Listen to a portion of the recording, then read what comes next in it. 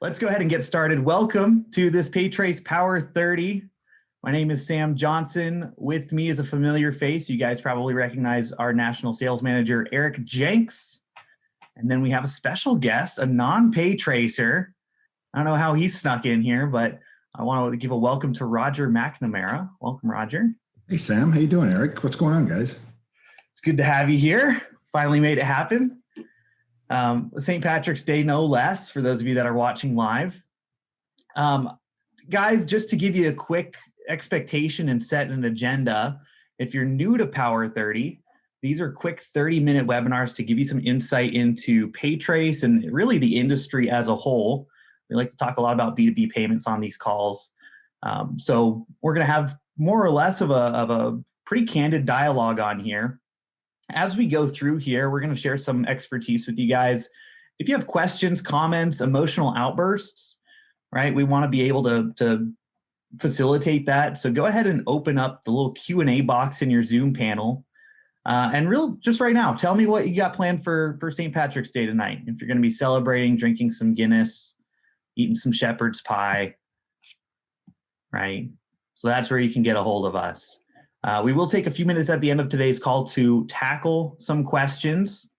So the earlier you get it in and the better the questions, we'll make sure we answer those live. But if we're not able to answer that live, we will take some time after to follow up with you offline. So get those sent in.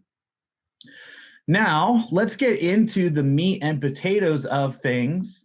Roger, you are the president of a consulting company called Guide to Interchange, which hopefully that's pretty interesting for a lot of the people on here. But I'd love to learn a little bit more about your background, your history, and kind of, what do you do now?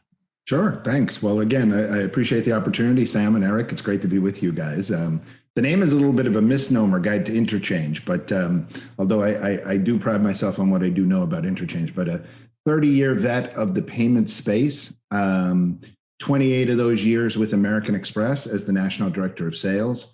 Sold a lot of business in that time and led some folks along that journey and worked in both the B2C and then later in my career in the B2B space. And more recently, I started a company called Guide to Interchange, where we actually work with sales forces, independent sales agents across the country, indeed and throughout North America, on teaching them how to sell in this very, very expansive B2B space. So we've been working with many ISOs over the last year or so and have been delivering a methodology that enhances the PayTrace gateway, which is an essential to have, but we enhance that product and help them be able to infiltrate a B2B merchant and get that volume that they should get from that process.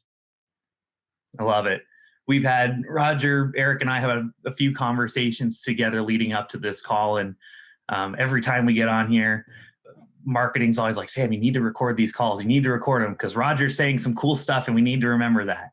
So very excited to hear what we're going to talk about over the next 20 minutes. But to kind of get the ball going, we put together a poll, and this is for you guys, the audience on here. But we want to know, other than cost, right? What do you think is most important for a supplier in accepting cards, right? Is it acceleration, efficiencies, level 2 and level 3, tax, customer service, right? So let's go ahead and take a moment. I'm very curious to see what the result of this is. I had some thoughts coming into this about what would be the winner. I'm going to shut this off now. Surprisingly, I thought level 2 and level 3, just because this is a PayTrace webinar, would be number 1, but it's actually efficiencies that came through as number 1. So that's interesting. Roger, let's get into that, because this was kind of a leading question. Every one of these is super important, right, for B2B sales, B2B payment sales. Tell us a little bit about your sales practice and some of your thoughts on B2B payments. And I want to preface this by saying, this is going to be a little triggering for some on here, but on your website, you have a quote on here that says, stop selling price and relying on the crutch of level 3 to get the deal. Yeah, I think that's very poignant. But I think the key factor here is that all of these things are important. All five of them go into the value proposition for a B2B merchant. It's ironic that efficiencies would be there. And there are efficiencies in the B2B acceptance process, but they don't materialize unless there is acceleration. They don't occur. So first and foremost, you've got to have some sort of acceleration in the process of accepting plastic. So in B2B, what is challenging for the supplier is that he has lower cost alternatives to credit. He's got ACH, he's got wire, he's got check out there. And his perception is that those items are far less expensive to him or her in that process. So in order to do credit, in order to make credit work, there's got to be something of a give back here in order to make credit more acceptable to that B2B supplier. And it comes in the form of acceleration. It comes in the form of efficiencies. It comes in the form of level 2 and 3 data, which you can quantify through rate optimization. It's interesting that no one put tax benefit in here. Tax benefit is a huge piece of the value that's delivered, and most people don't know what that is. But according to the IRS, the cost of credit is a tax-deductible business expense. So why are we not taking credit for that? And then finally, the customer service value on both sides. The supplier taking the card and the card member, the buyer, being able to use. There's value in that to both ends of the equation. The key here is being able to articulate this to a supplier. If you're going in and you're selling, 3% gross cost and minus X for level 3 data, you're not hitting on what that supplier really needs. Because if you're getting that down to, let's say, 2%, you're still 2% more expensive than he believes check, ACH, and wire are. So where do you go? And one of the things we teach in our methodology is how to quantify these exact things that we have up on the screen here and be able to present that to the supplier. So instead of getting $100,000 in transaction volume because he's suppressing, you'll get $1 million in charge volume pushing it through the PayTrace gateway. That's the whole objective of this. Exactly. And I think that correlates a lot with this. We're seeing a lot of this, I think, in retail right now, where there's really a race to the bottom. Sure. Right? Everybody's selling on cost, or race to zero. I think I've heard a few people say. Eric, we've had some discussions. I don't want to date you, but you've had a lot of experience as well, right? And I think sounds horrible. Back in the day, right? Selling on cost. It's okay. I'm trying not to make jabs at you, underhanded jabs, but selling on cost wasn't what it is now. And it really was selling on some of these principles that Roger brings up. What is kind of your opinion and your take on that? Yeah, I think there's a lot of values that we could learn from the good old days, right? And so when we talk about that, because when I started doing payments, some of these conversations that Roger's bringing up was we were trying to get people to accept payment, right? And we were coming in, 3% was a killer rate back then, right? I mean, it was like the bank would charge 5, 6. We had some folks paying double-digit rates because of the convenience of being able to drop off those imprinter slips, the old knuckle buster. Sam was asking me the other day, it's like, did you ever sell an imprinter? And I'm like, I have sold a lot of imprinters, but the reality was when I was going in and I'd be chatting with someone and being like, hey, this is why you should incur this additional expense. These things like acceleration were a big deal. Roger, we had a question that came in from a couple folks asking, what do you mean by acceleration? Yeah, sure. It's a great question. So, today in the B2B environment, what kills plastic is the common thread of term. So in the B2B world, I buy something, my supplier sends it to me, and I get term, and I wait 30, 60, 90 days before I pay. And then when that term is up, I show up and I pay with a piece of plastic, and I think that the supplier should be happy about that.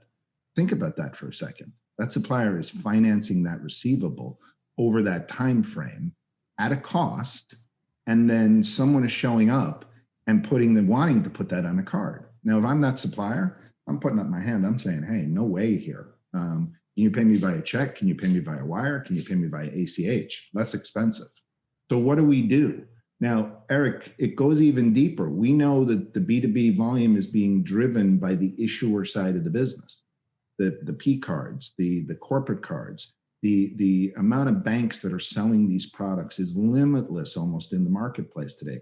So there's undoubted demand, but that demand is being pushed against the supplier base who's resistant to it.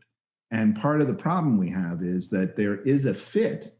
We're just not in tune with the value proposition that the supplier needs to hear to make him open up credit in a meaningful way. So what I mean by acceleration is getting involved in that transaction to make it happen faster than it is happening today. And if you do, and this goes on every day in B2B, and we broker these transactions back and forth, that accelerated time, the time that you get that payment faster in that supplier's hand, has a basis point value, and you bring that to them. And if you can quantify that and you can explain that and you can deliver that to those suppliers, you're opening up a whole new world of opportunity for yourself.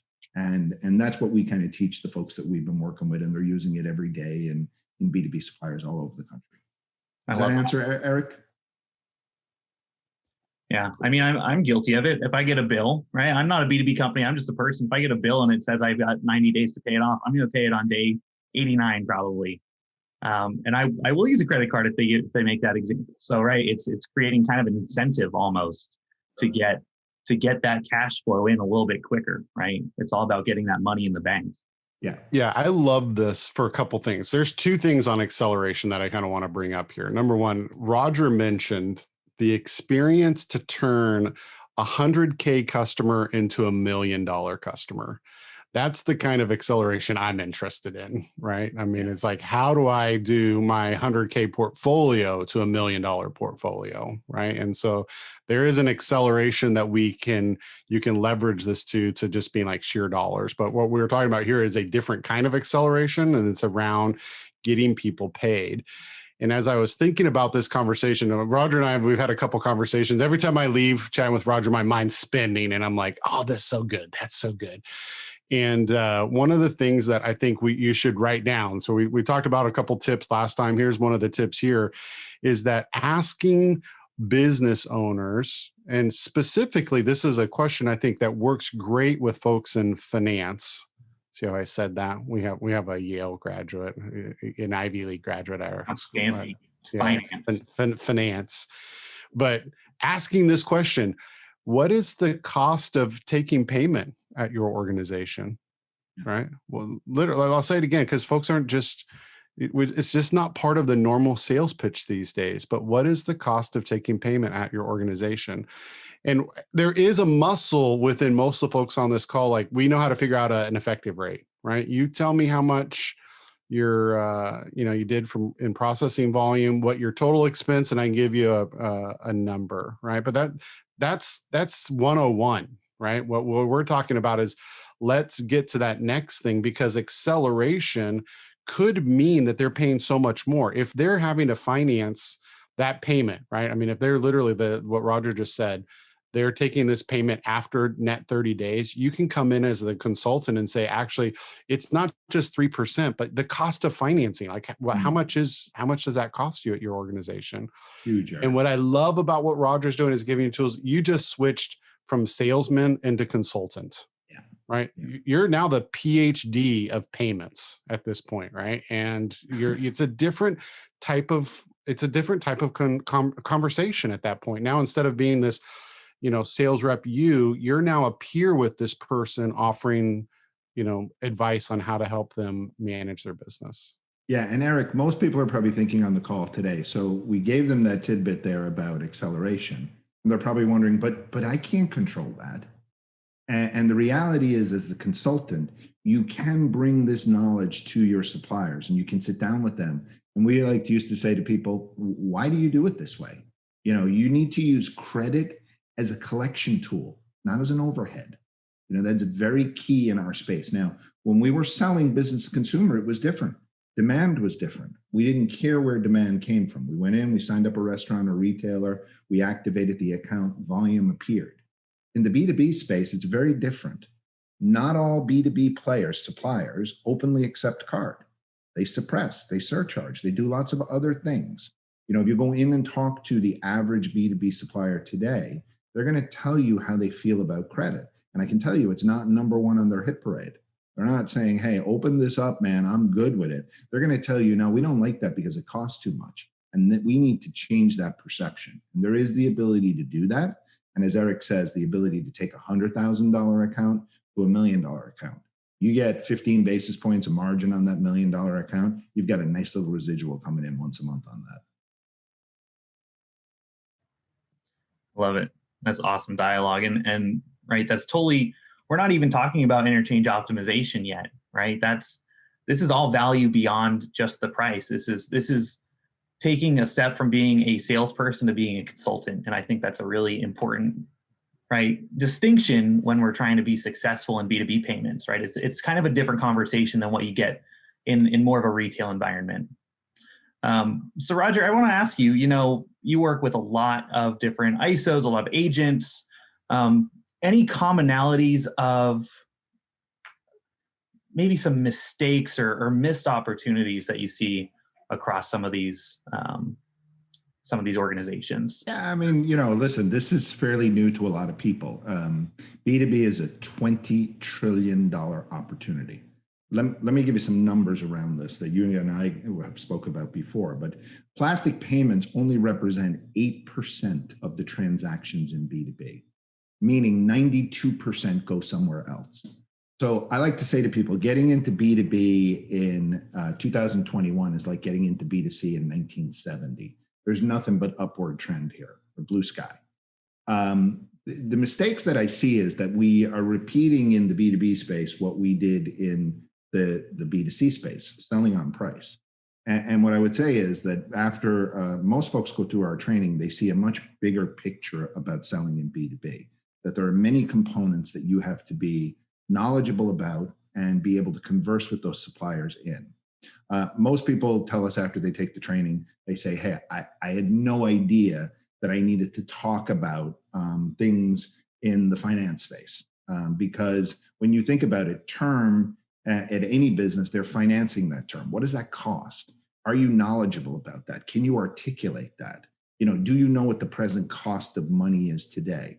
These are all things that if we're going to sell into this space and grow this 8% share, we need to be very aware of, because the competitive forces here are huge. ACH, average ACH is 25 cents. 25 cents on $1,000 transaction, 3 basis points. We have a 247 basis point premium to that.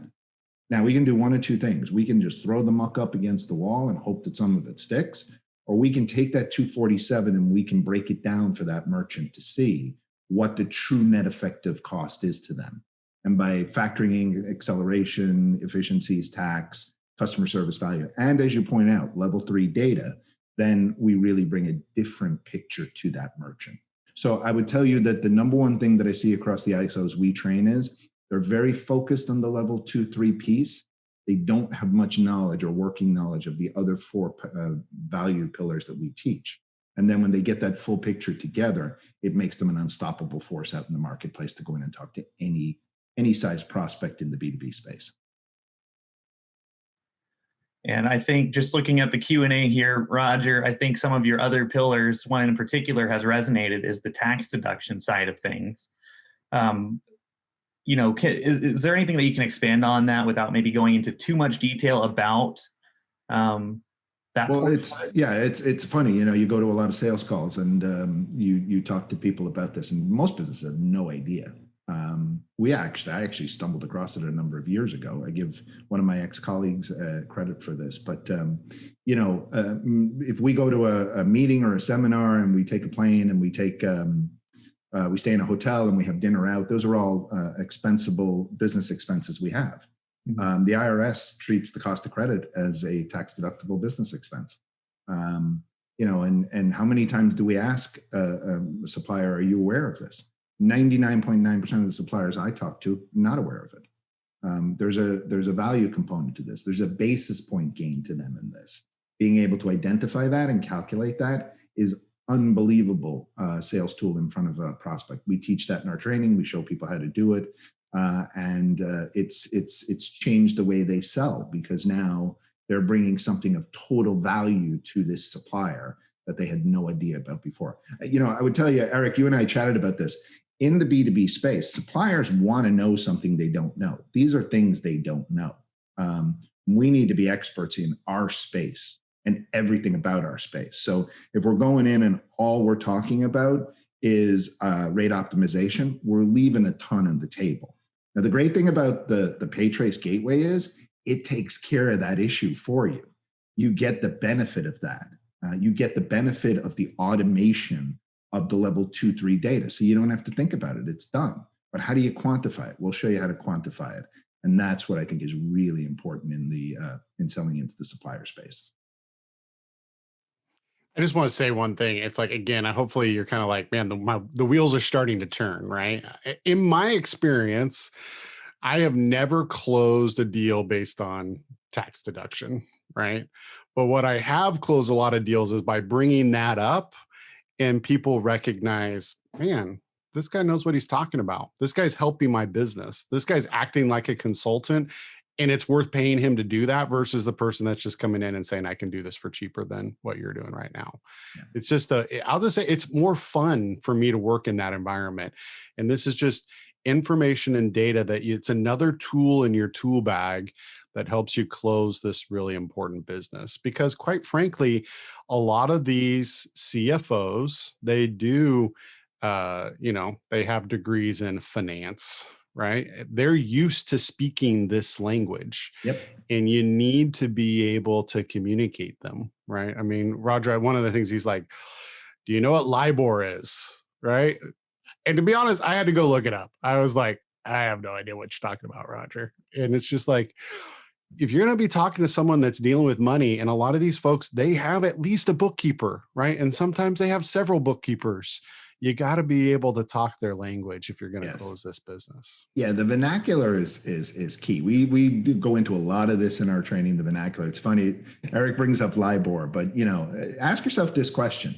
If I were to ask you today, what is prime rate in the US? Do you know? Most people who take our training, we ask that question in the first hour of the training and we get blank stares. It's not in your wheelhouse, not in your core competency.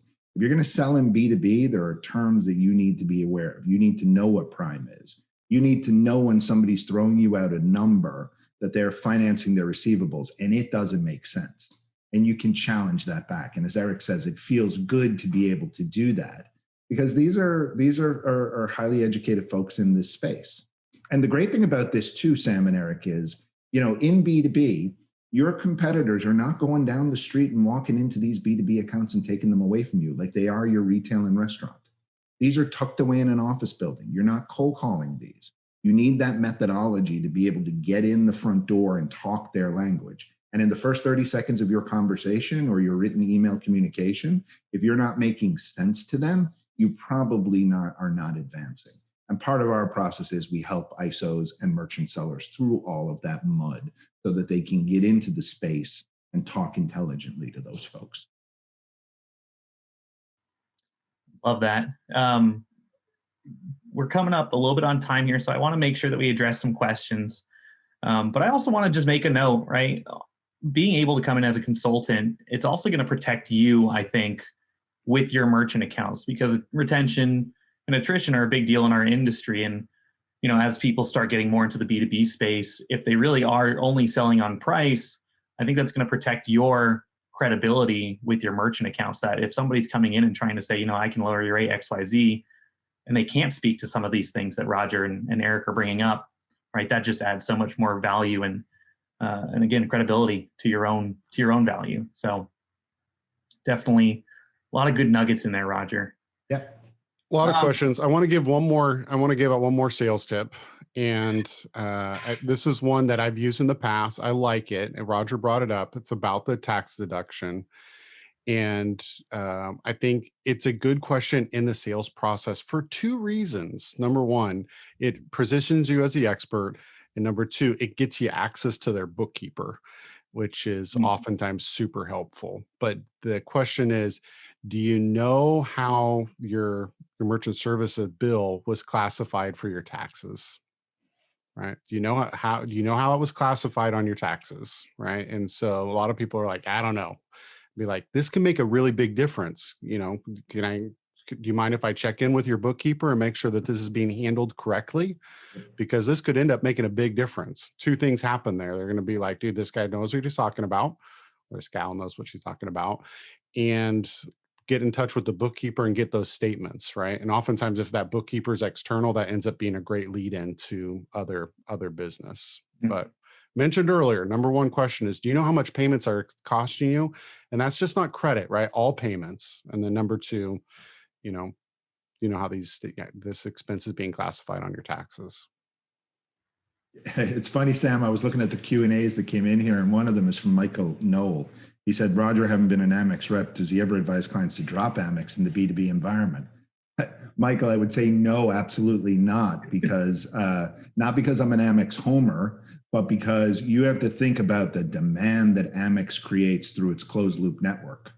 So you guys that sell in that OpBlue environment out there, what holds true for Visa, MasterCard holds true on the opposite side as well.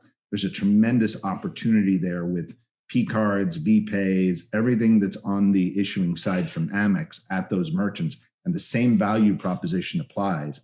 But there is intense demand because they are in that business in a big, big way. So absolutely not. I would never. You can't convert it because it's driven by the issuing product. And that's something that we don't think about in the acquiring side. And part of the training we do is we teach you how to walk hand and glove with the issuing side of the business, because you never had to do that in B2C. Well, guess what? In B2B, that's going to change. Interesting. All right. Just a couple other ones that are in here. We had one that came in early on from Elias, just asking maybe a little bit more into prospecting for B2B. Do you have any suggestions or tips on how to identify and get into some of these types of businesses? Yeah. So here's what I would say. This is a question that comes up all the time from ISOs. You guys are so conditioned, or we're so conditioned, to do this the hard way, to get out and beat the streets, work verticals. In B2B, there is a much easier way. Now, I've kind of alluded to it today and on two occasions here. I'm not going to give away the house here, but there is an easy way to get business in B2B, and it's in your backyard. And you typically have never done it this way. Part of our training, and any of the ISOs that have taken it, we teach this method to them. And I would say this: the easiest way is follow the money. That's the way it works in B2B. And when you do that, it's unbelievable. I had a CEO of a company ask me the other day, Raj, tell me the best vertical in B2B. I said, I can't give you an answer. I said, there is no one vertical better than another. You have to follow the money. When you follow the money, that's when you will see the B2B merchants in the space. I love it. That's a good little teaser for what I'm going to bring up next. But Raj, you do this right? This is your profession. You do, sales consulting. You're a sales trainer. Yeah. I'm ready to sign up. I'm going to be honest. I'm ready to sign up. Eric, get that ready. Get that on schedule. Yes. But if somebody on this call, or if you're watching the recording, right, if you're seeing a lot of value from what we're talking about, what does the process look like for working more directly with you, Raj? Sure. So we've developed a one-day course for ISOs. It's soup to nuts B2B. Teaches you everything from the history of B2B, how we got where we were, how we got where we are today, what are the challenges, everything about the competitive products, the value prop, how to sell in it, these 5 pillars. Everything from soup to nuts is included in that. We've been offering this for just under a year now. We've done hundreds of ISOs in this vein and taught them this system.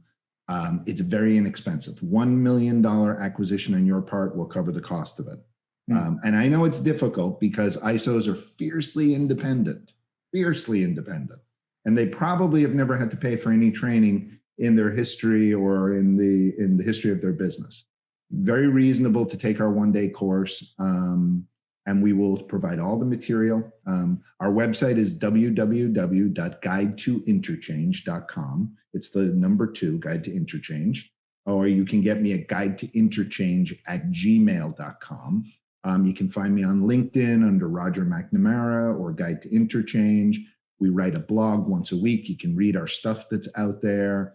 Happy to give you a reference of other ISOs we've worked with. But I can tell you this, if you take the training, you will think differently after it in the B2B space. It isn't your mother's old B2C training. This is very, very different and will cause you to think really outside the box.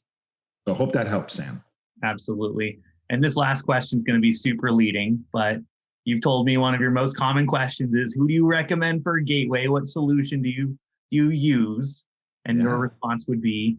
PayTrace. I mean, most number one question I get from ISOs when I'm out there is, hey, do you guys have a gateway? And if I don't recommend a gateway, they always tell me they use PayTrace. So, I love the technology that you guys have. I love the automation of level 2 and 3 data.